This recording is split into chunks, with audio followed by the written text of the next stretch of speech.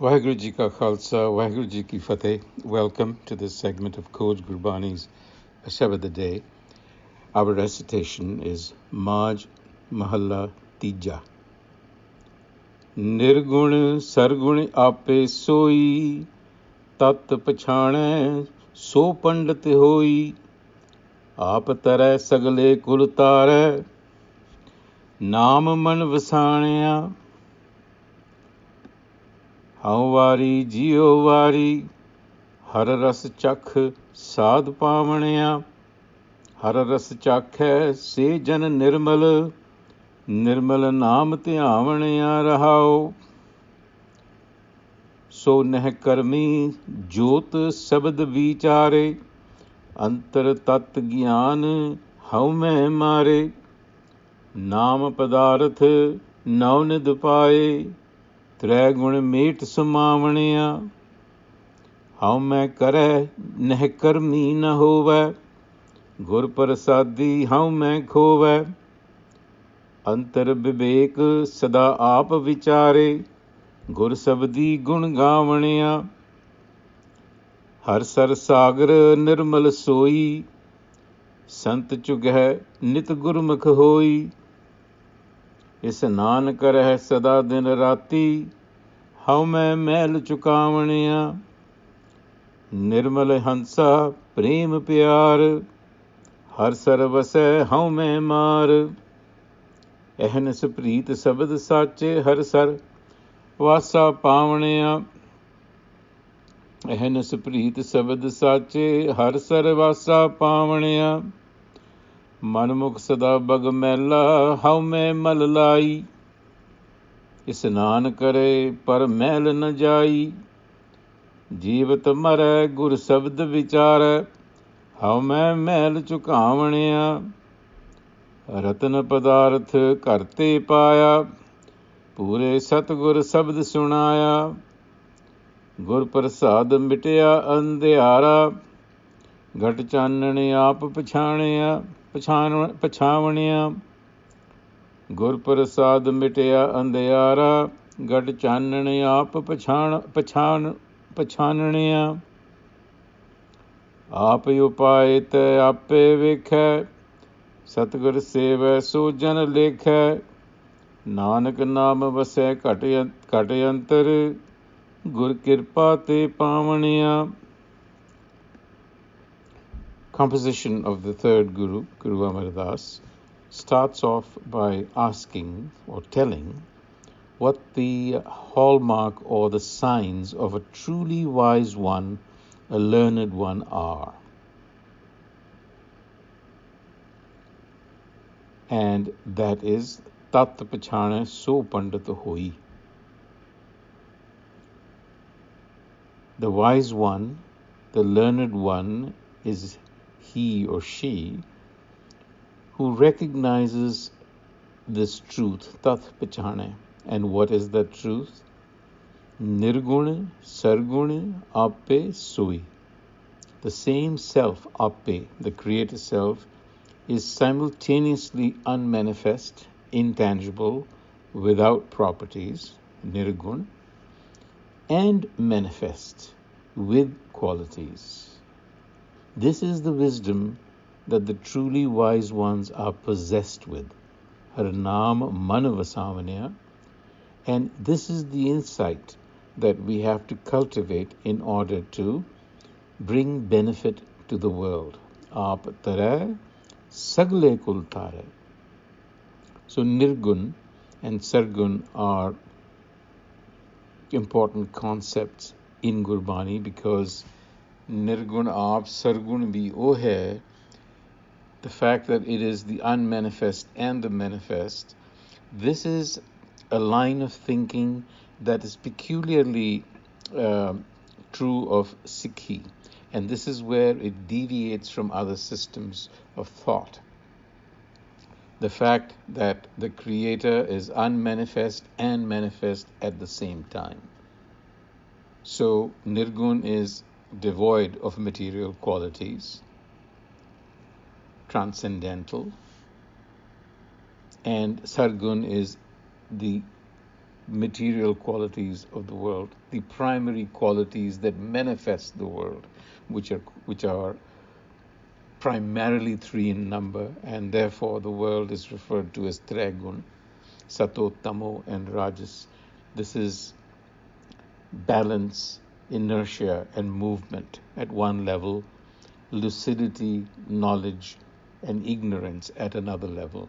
But in the Indian system of thinking, this is the aggregation of qualities or the drivers or the energies that create the world and keep it changing all the time through various permutations and combinations.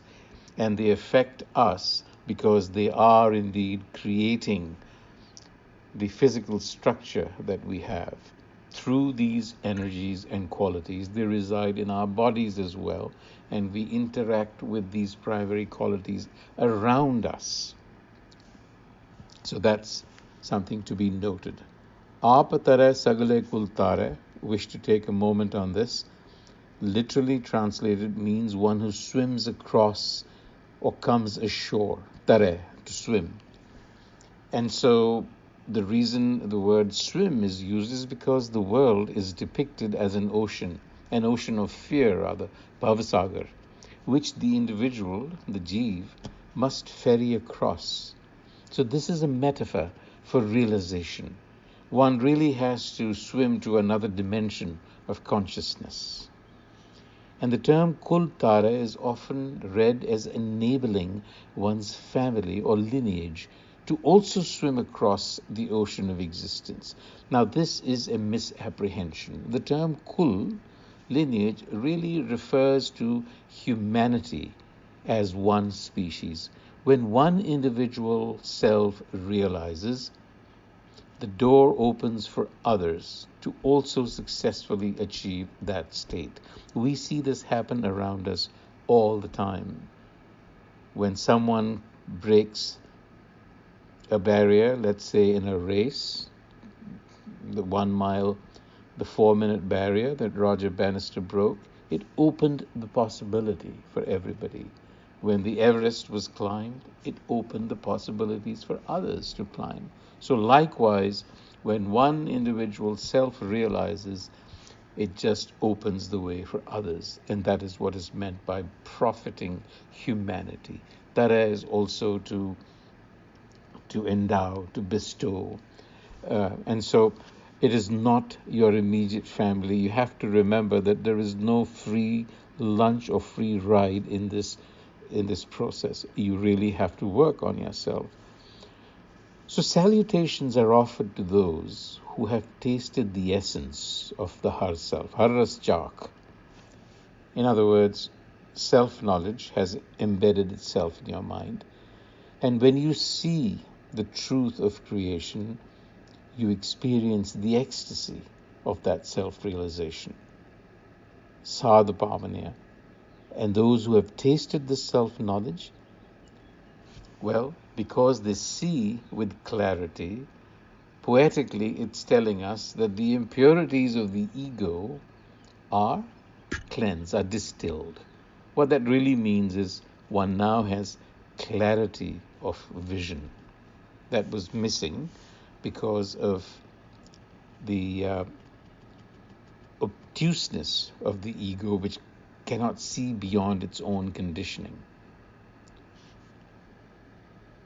So neh karmi jot sabad bichara.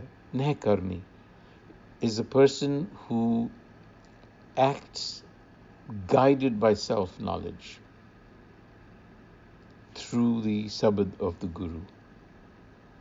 Antar tat gyan haume mare. When that self-knowledge establishes itself within, then haume mare. Then you dissolve the ego. And then Naam Padarth Nau Nidupai Trigun Met Samavanya.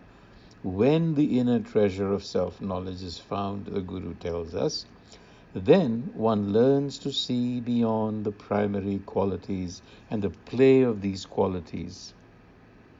And then we connect with the universal. samavanya, the other side of the coin, so to speak. Haume kare neh karmi na hove. You cannot act with a universal vision, so to speak, if you assert your ego, because we know that the ego is conditioned thinking, conditioned consciousness, and it is a barrier because it will not let you see beyond a certain point, and that becomes a barrier. Actions become self-serving. So only when the insight of the sabad is obtained that one learns to drop selfish motives. How main khove, gur prasad di how main khove. Because self-knowledge gives rise to antar vivek sada aap vichare gur sabdi gun gavanya. This process, one learns, it gives rise to vivek buddhi, which is a discriminating intellect, which is a part of us, but is conceptually confused. So you learn to tap into this faculty, a vivek buddhi. Har sar sagar nirmal soi, sant chugya nit gurmukh hoi. Isnan kare sada din rati, how may mal chukavanya. So here is a reiteration that we need to dip into the ocean of pure virtues. Now this is poetic language. Har sar sagar nirmal soi.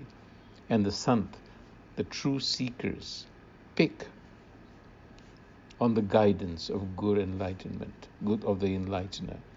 And by bathing, it says, Isnan kare sada dinarati. Well, what are you bathing in? Knowledge of the enlightener. The cloud, the vision of the ego is then cleansed. And then this individual has been likened to the swan, Hans.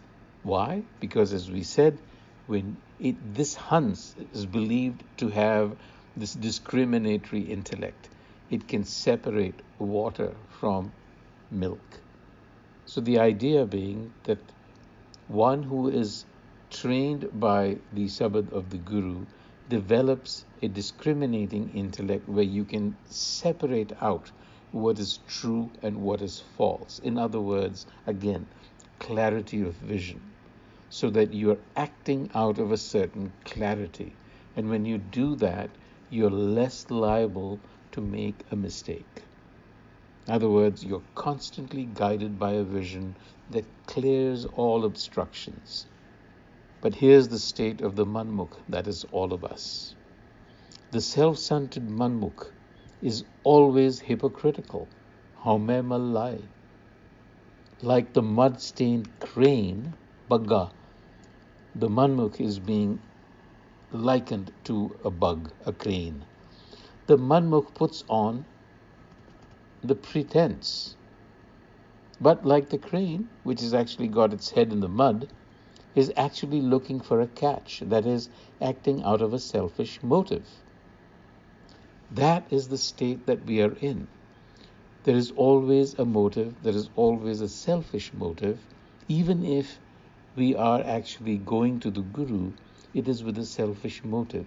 So we never quite achieve the purpose for which we go to the Guru, which is to develop that discriminatory intellect.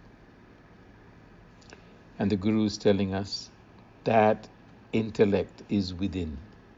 Ratan Padarth, that jewel, is within.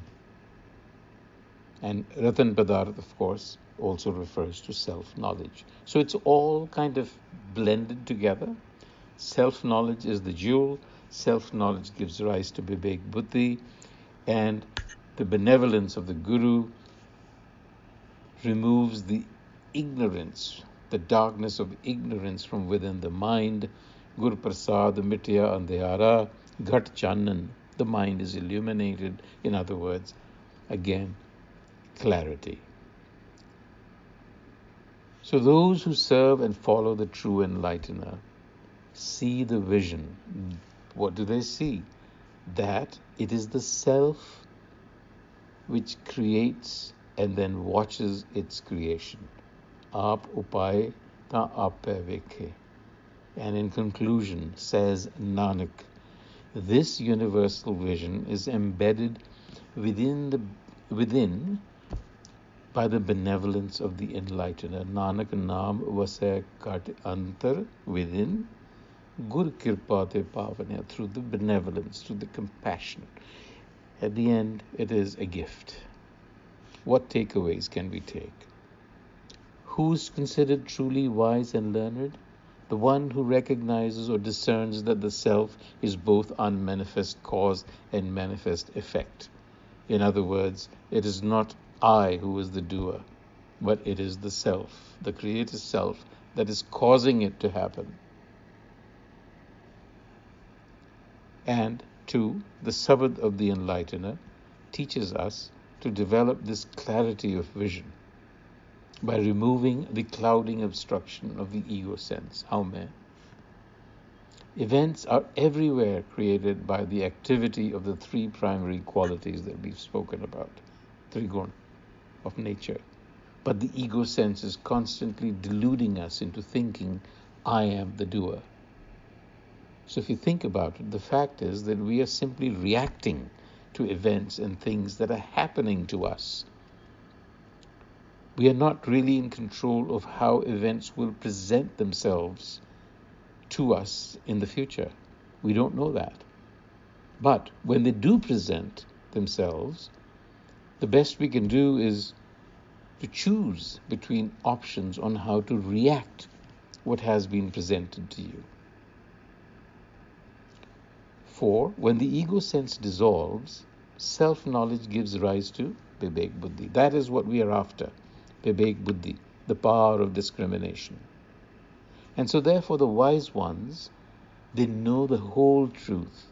They are not just fooled by surface events, because they know that there is more at work than what meets the eye. On that note, until the next time, Vaheguru Ji Ka Khalsa, Vaheguru Ji Ki Fateh.